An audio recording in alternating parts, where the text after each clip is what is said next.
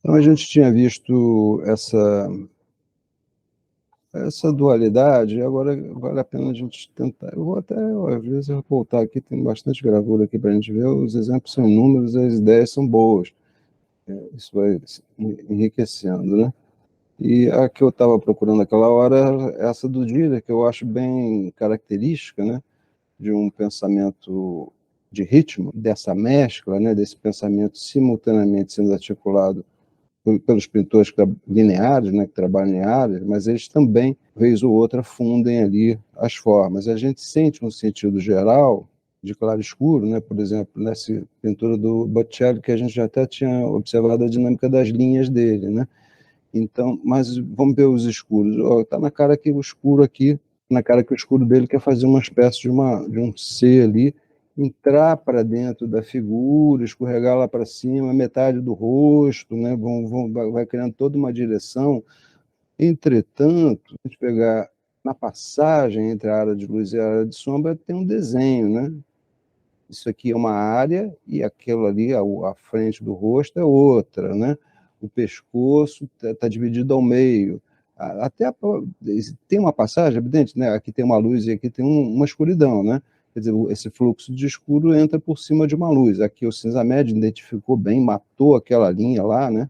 Eu vejo que você até bom de botar no preto e branco. Vamos botar no preto e branco isso aqui. Mas mesmo dentro da hierarquia ali de mancha, né, tem uma divisão, né? Tem um desenho ali daquelas áreas e sub-áreas que vão criando uma passagem, mas a gente consegue encontrar ali no todo, sobretudo, né, esse jogo das grandes áreas de claro-escuro, né? Esse escuro vem para cá, entra ali pelo meio, divide ali, soltando uma área de luz aqui nessa figura, aí começa a ser aquelas dinâmicas mais fluidas. Ali eu tenho um escuro também, esse braço aqui isolado como uma área, né? É tudo um jogo relacionado à dinâmica das linhas. É claro que tem um sentido geral, tal qual o Goya, que a gente viu, né? Mas a linha fala primeiro. A linha tem uma importância como divisor. É raro ele ter essas passagens aqui do céu, por exemplo, ou esse tom mais cinza médio aqui que vai clareando gradativamente, né? Em geral, a gente pode chegar ali com uma tesoura e meio que recortar a área de luz da área de sombra. Então, ele está pensando num jogo, na verdade, de grandes áreas de claro-escuro. Talvez um exemplo melhor seja o próprio Goya, né? Tem um próprio Goya aqui que eu fiz uma brincadeira ontem com ele. Esse quadro aqui é uma batalha do Goya, né? É uma confusão, né? É um padrão ali de formas, meio confuso. A princípio a gente se espanta, é espantado pela composição, né? De uma complexidade dela. Mas aí, parando para ver o próprio tema, né? O que deve ter inspirado ele, né? Esse camarada aqui, principal, né? O personagem ali que está com uma roupa vermelha e azul, né? De maior destaque ali, parece um personagem importante ali, que está caindo do cavalo, né? A roupa é vermelha, o casaco aqui é azul, né? Ele está caindo ali, tem um amarelinho saturado aqui também, né? Está fazendo esse movimento aqui, caindo do cavalo, esse cara aqui com a espada matando ele, né? E ele está sobre um cavalo branco, né? E aí tem esse outro camarada aqui escuro, vamos jogar para preto e branco, fica mais fácil de ver, a hierarquia de claro e escuro. Eu tenho o escuro desse cara daqui, o branco do cavalo do outro lado, e o camarada onde tem a cor, porque a cor funciona melhor no cinza médio, o cara principal que contém a cor está incluído ali no tom intermediário de claro escuro, no cinza médio, né? Justamente porque ali vão se destacar o jogo das cores propriamente dito. Então ele tem essa ideia principal, aí ele acrescentou esse outro cara aqui, eu até limpei isso mais, para a gente perceber melhor o jogo. Eu tirei o que está em volta e tentei me concentrar aqui no que é uma composição triangularzona lá, meio basicona, né? Que ele articula, faz esse jogo, o cavalo é branco, o cara está no cinza médio, esse cara está no escuro. Esse escuro volta ali naquele personagem que tem um contraste ali com aquele outro que está atrás dele, né? Provavelmente vai dar uma espadada nele. Ele está segurando uma adaga, esse é branco e esse é preto.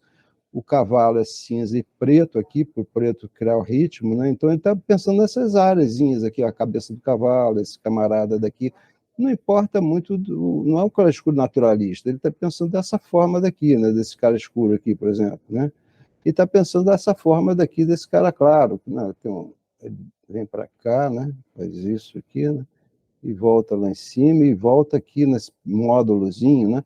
É ritmo de pequenos módulos. Aí esse sujeito do canto esquerdo aqui se funde ali com o cavalo, então ele criou uma grande articulação, tá voltada ali para uma grande triangulação. Depois acrescentou o resto, né? Esse cara sai para lá, aí começa a ter esses dois aqui, esse luminoso aqui no meio dessa escuridão aqui tem menos contraste.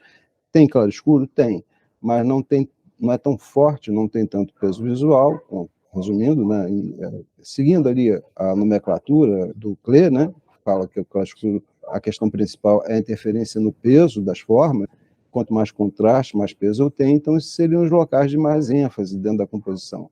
É claro que o principal está aqui, ali também tem, mas não é, o preto não é tão preto e a luz não é tão intensa quanto a luz. Aqui até tem um branquinho mesmo, mas a luminosidade, né, que é a perna desse cara inteira ali, não é tão alta quanto o que está no centro da composição. Então a gente vê que ele está, por mais bagunçado que seja, é um monte de área que possibilita ele criar diversos ritmos de claro-escuro e de cor aí dentro. Vamos voltar lá para a cor. Agora a gente vê melhor que, apesar de ser um grande padrão, uma grande bagunça, uma batalha ali, tem um monte de personagens e tal, tarará, tarará, tem um sentido geral, mas tem um sentido, esse sentido geral da composição que provavelmente nasceu do estudo desse grupo aqui, né? Seria o tema principal dele, e dali ele foi, pô, não, isso foi muito racional, muito montadinho, aí ele vai ampliando e bagunçando o coreto até para criar essa sensação de confusão inerente ali a uma batalha, a uma guerra, né? Mas, vou pegar uma mais simples aqui. Você vê, eu estou bobeando aqui de estabelecer, porque facilita o raciocínio, né? Aqui, por exemplo, eu tenho um escuro aqui em cima que escorrega para cá, né? É uma mancha, né? Faz um ritmo ali, que aí chega bem no escuro aqui, aí a mancha não tem, é dinâmica, ela é passagem, né? Entre esse escuro aqui, essa luz aqui, por exemplo, né? Ele vem do escuro, vem para cá, para o cinzamento, vai para lá, daqui a pouco ele cai nesse tom e até chegar numa área de luz mais forte.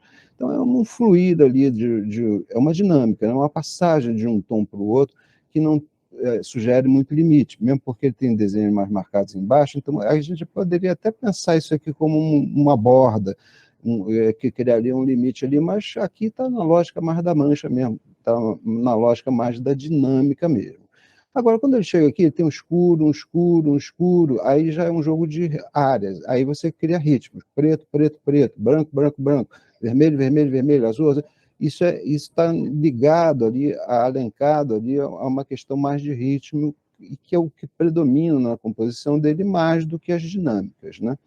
Então, para a gente fincar ali o pé nessa nossa nomenclatura. Aí vamos radicalizar por outro lado.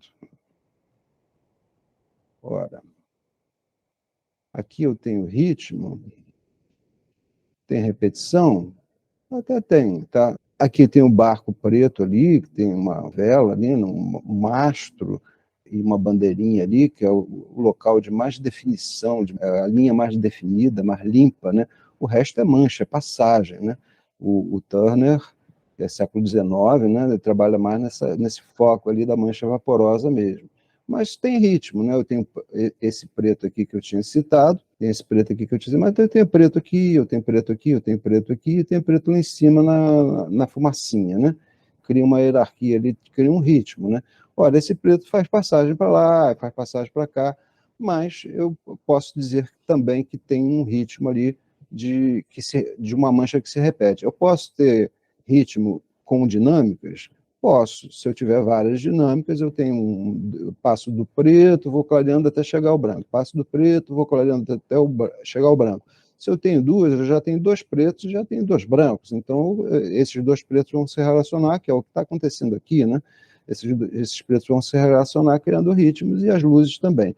A luz não, a luz ele não cria ritmo nenhum, não. Ele montou aquela luz ali mais forte aqui no centro, né?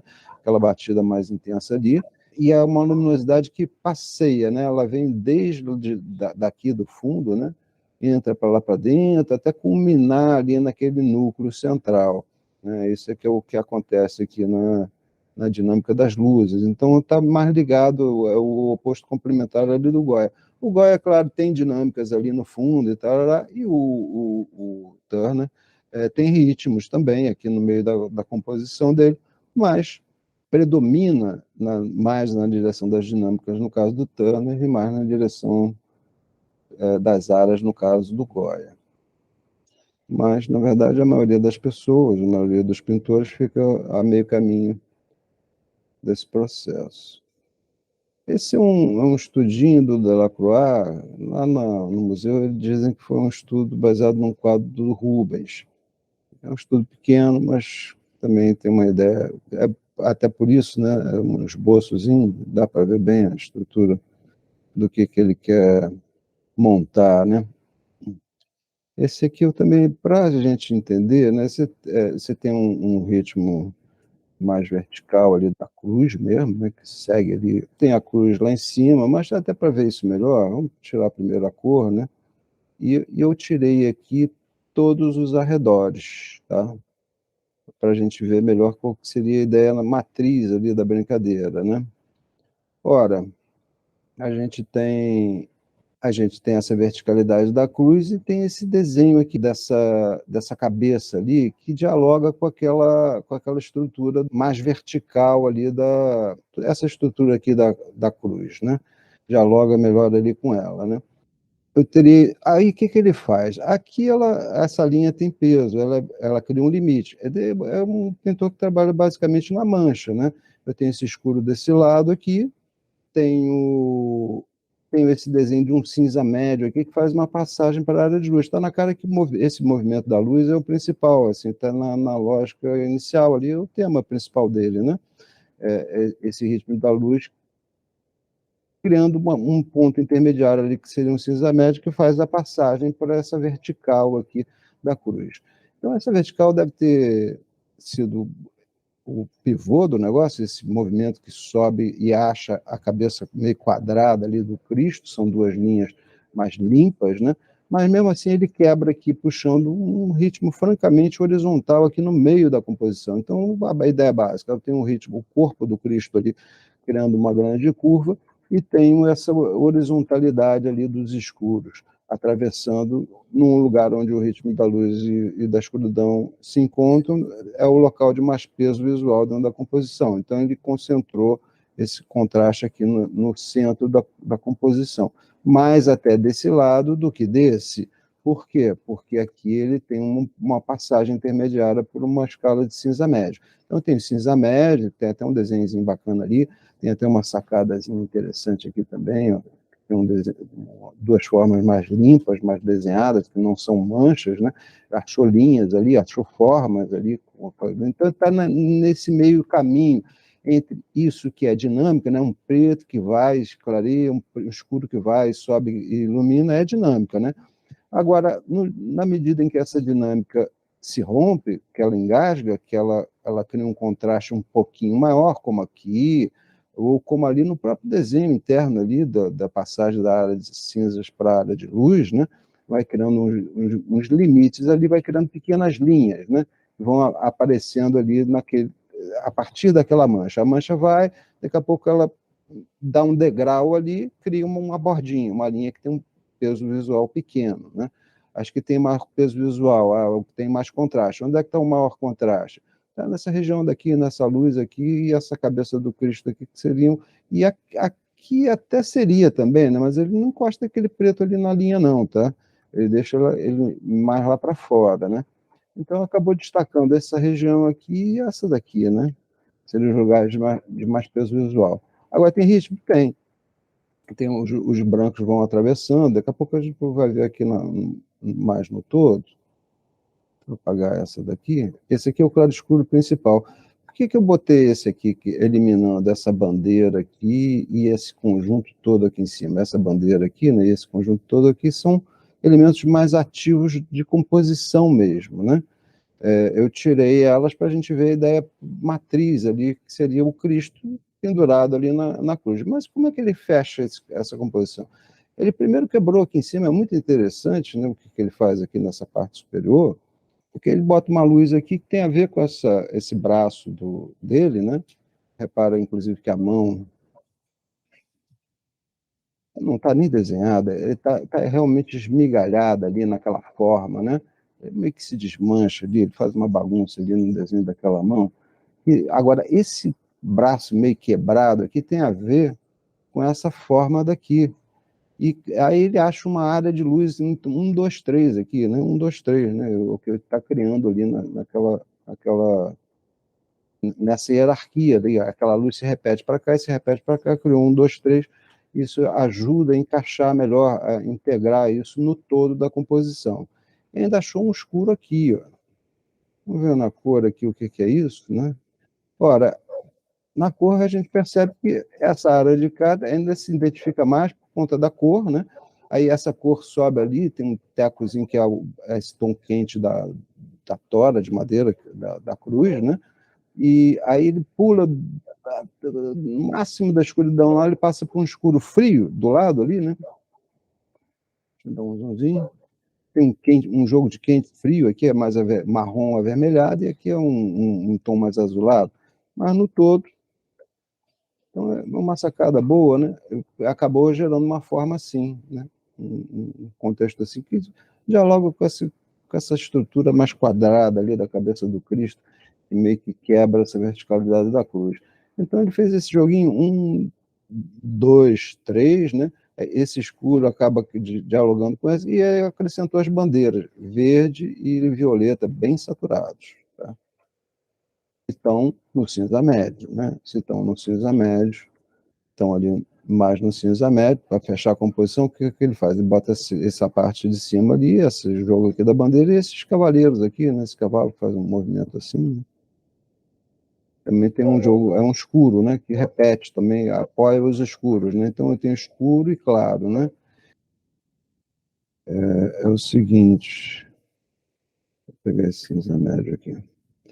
Ora, eu tenho aqui no centro ali, esse local onde o preto e o branco se esbarram, né? Mas eu tenho um ritmo repetido de luzes, né? Mas eu posso abaixar esse cara aqui, continua sendo luz, mas ele tem menos peso visual do que esse, e aí eu tenho esse aqui no, batendo, daqui a pouco aquele ali começa a baixar também. Então, quando eu faço isso aqui, né, que eu posso botar 20% aqui para sair do lugar um pouquinho. Quando eu faço isso aqui, estou abaixando ali, quase chegando ao tom do fundo, né? Quase, ele vai perdendo o peso visual. Na verdade, eu tenho uma dinâmica, né? Eu tenho uma passagem de movimento, né? Entre um tom e outro que faz isso aqui, né?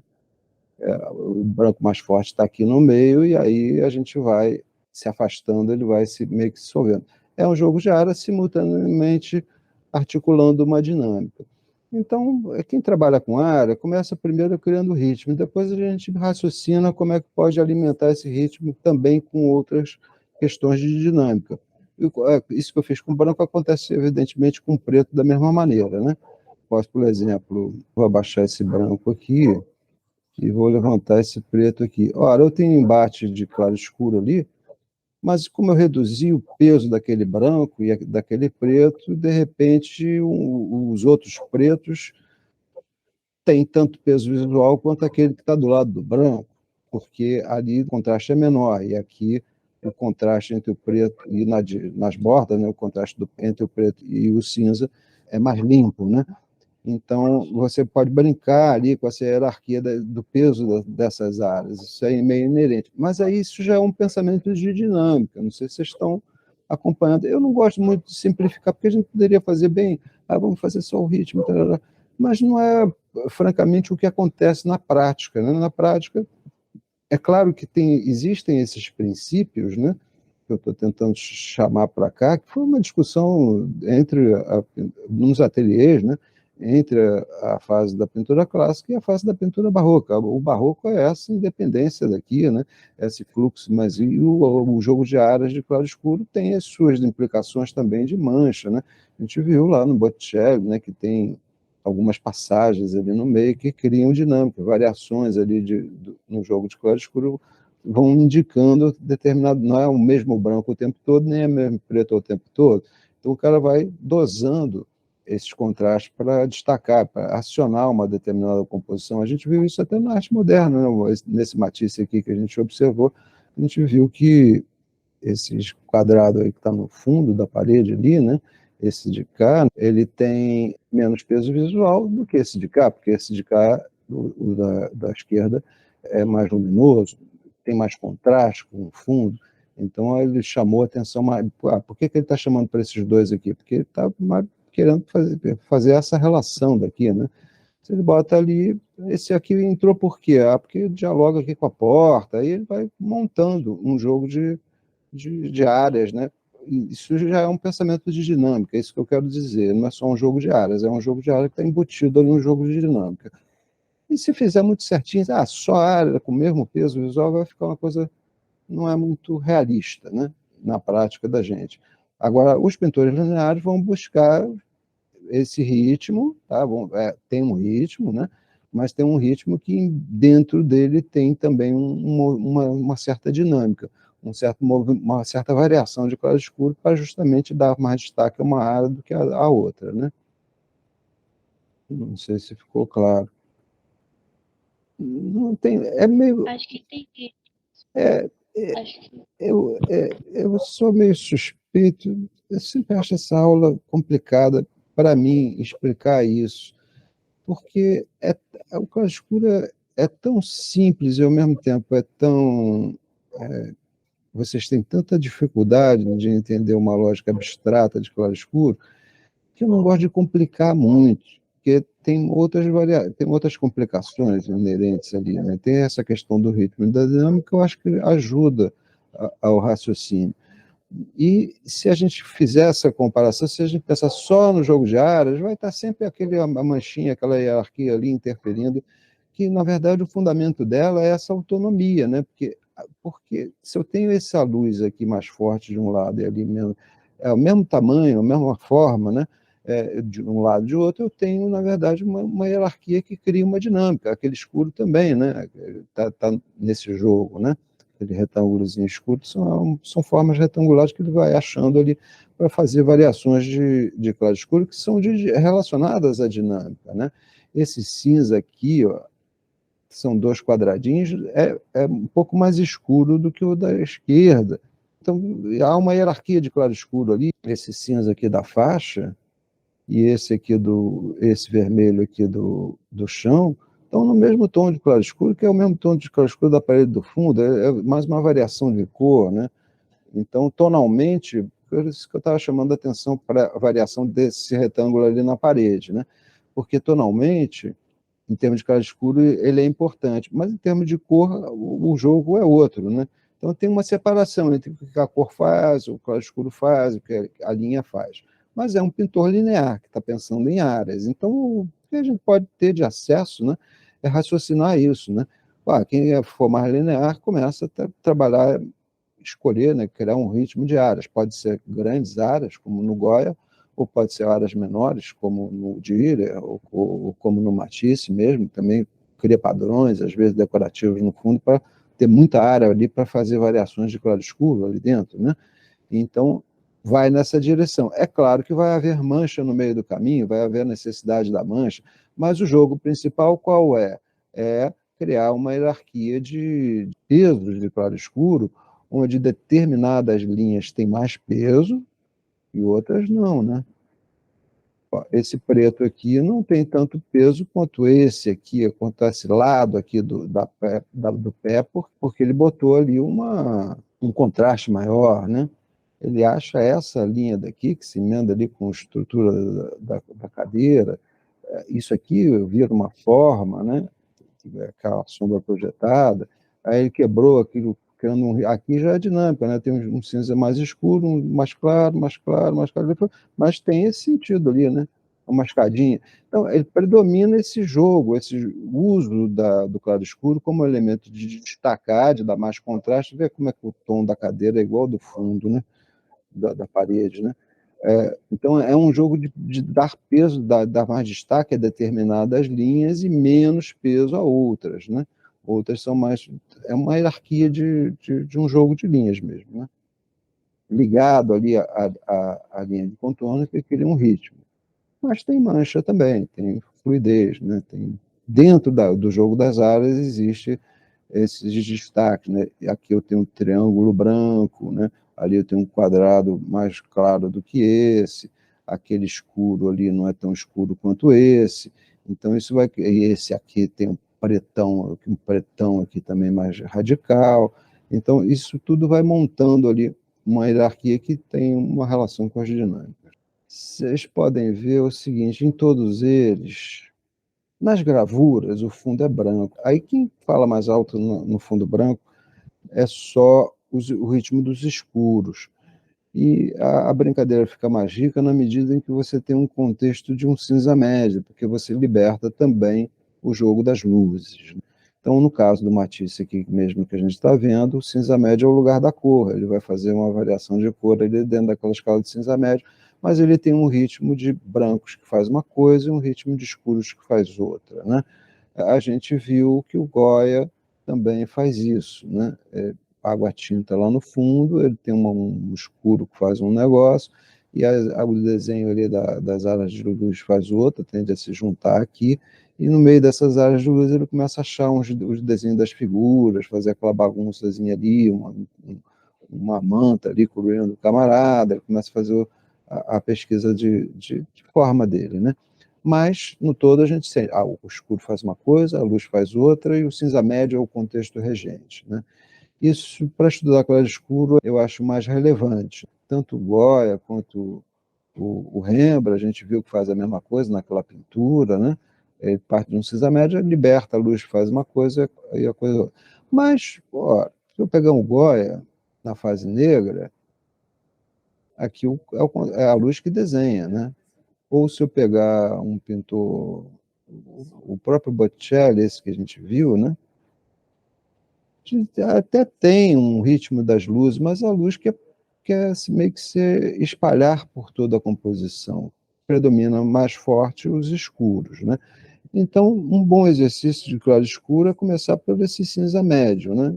Papéis pardo, esse papel cartão, né? Com algum material que você também desenhe com a luz. Aí talvez já seja um complicativo, né? Ah, não, mas eu quero fazer no grafite sobre papel branco. Você pode fazer o mesmo estudo, dá uma chapada com um grafite de cinza médio e vem abrindo as luzes, criando ritmo de luz com limpa-tipo em cima. O escuro faz uma coisa e você vai desenhando com limpa-tipo fazendo outra, né? Isso já ajuda a libertar e a ter um raciocínio mais abstrato em relação ao claro escuro. Agora, o fundamental é isso, né? Partiu de. Tenho lá a minha figura principal, que é o bacana ali, essa grande curva daqui. Você vê que a ideia plástica, no caso do Botticelli, é ligada à linha, né? É esse movimento do eixo ali, aquele balanço do braço que se liga com a faca, aquela mãozinha que solta um ramozinho segurando, né? Essa questão semântica ligada à representação da figura é fundamental. Mas na hora de entrar com o claro escuro, ora, onde é que está vindo a luz? Está vindo aqui de baixo, né? Está pegando a metade do rosto aqui, está fazendo esse arco, forçando esse arco daqui, né? E essa perna aqui vai estar fazendo um movimento que vai na direção dessa mão ali, que nem tem muito contraste, mas ficou sob o fundo claro, tem um contraste relativo ali que é importante. Então, mas, de todo modo, é o escuro que está fazendo isso. Se a gente pensar nos escuros, a gente percebe que, opa, vai escorregando, foi para cá, daqui a pouco veio para o braço, daqui a pouco voltou naquele braço de cá, quer descer um pouquinho, escorregou para cá. O escuro está passeando por cima de um contexto mais luminoso, né? Então, você tem esses dois aspectos, né? Ao pensar no claro escuro, você pode desenhar tanto com as luzes quanto com os tons mais baixos, de maior escuridão. Então, o que eu estava querendo raciocinar com vocês seria isso. Não ficar só no caderno de desenho criando ritmo de escuro, mas também pensar na possibilidade lá do Goya de fazer o contrário, ou do Rembrandt, lá na pintura, né? Na pintura acaba que é mais raro até ter um ritmo só de uma coisa. Em geral, há essa separação, essa independência do que a luz faz e o que o escuro faz. Caravaggio é um maneirista, ele está entre o clássico, que é mais linear, e o barroco, que é mais pictórico. Serve até a gente achar uma sequência, né, que pode servir hipoteticamente de hipótese de trabalho para fazer os exercícios, né?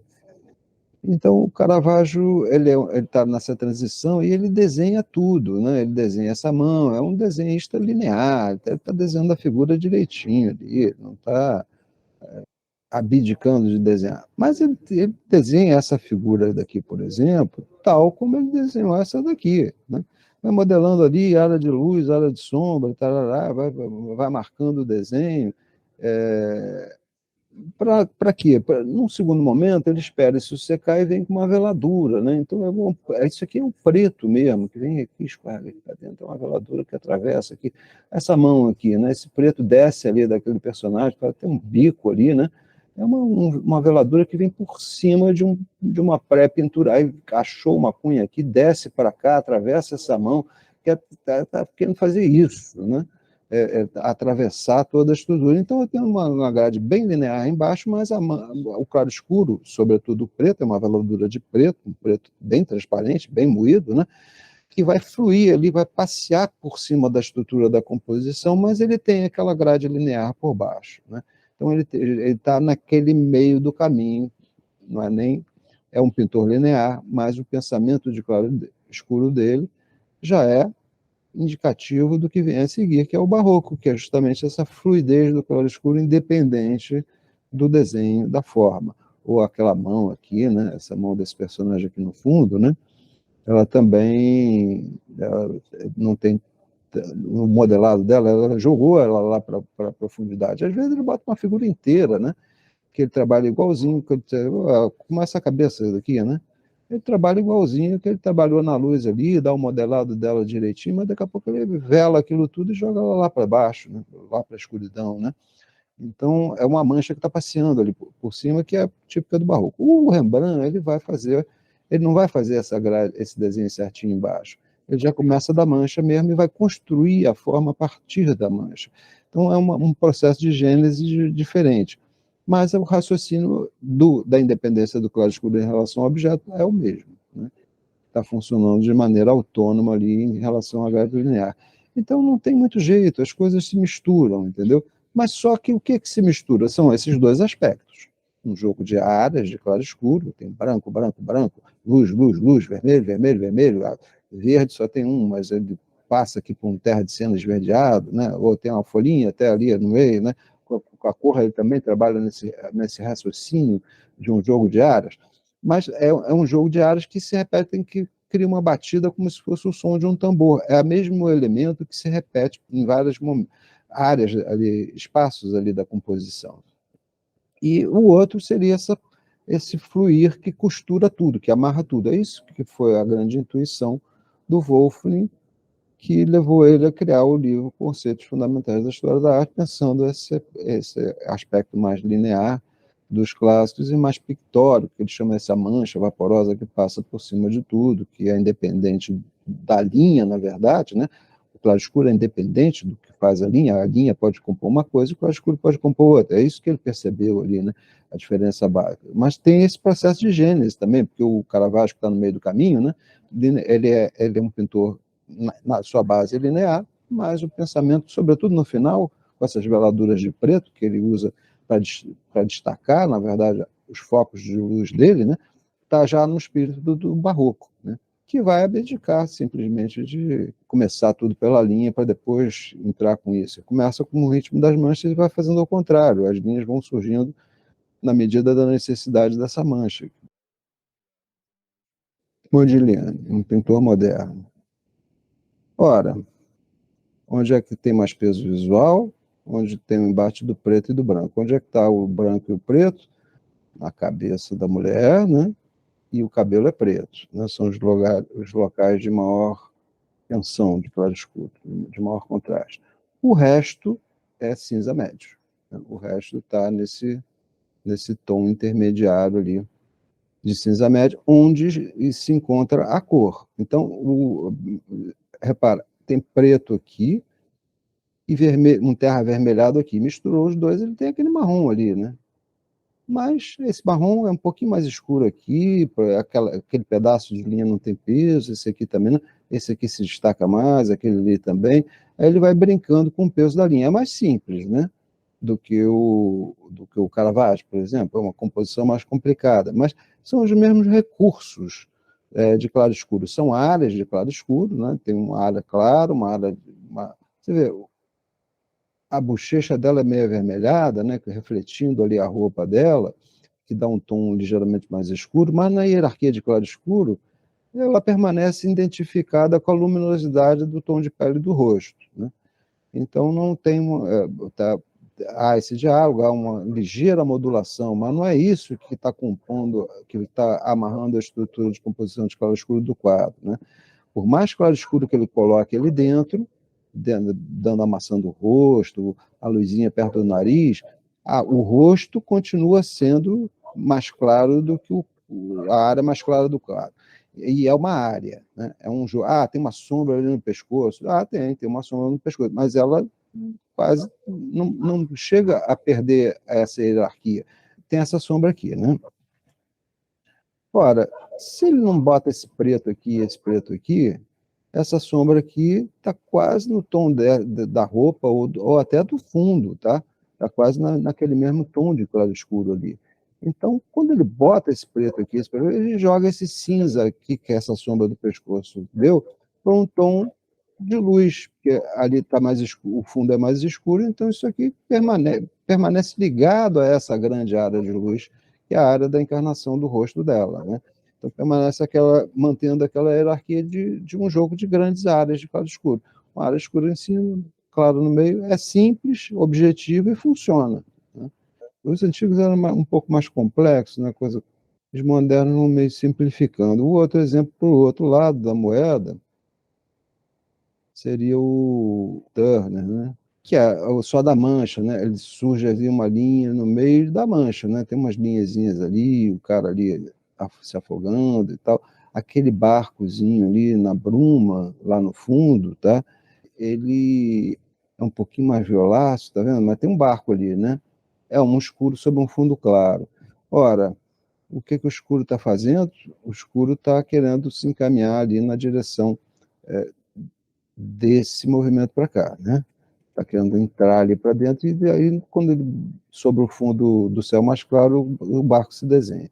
E o claro está meio que seguindo a mesma direção, mas ele quer, achei um outro barco aqui que já é claro sob o contexto de cinza mais escuro. Mas é Turner, né? Ele joga a mancha lá e começa a tirar a forma, sugerir mais a forma dentro de uma dinâmica de mancha, e você vê que onde é que tem mais contraste? Tem um pouquinho aqui, um bate maior de preto e branco, ali tem um pouquinho, aqui é bem escuro, mas aqui até tem contraste, mas aqui é tudo passagem, é tudo na misturada na bagunça do negócio, né?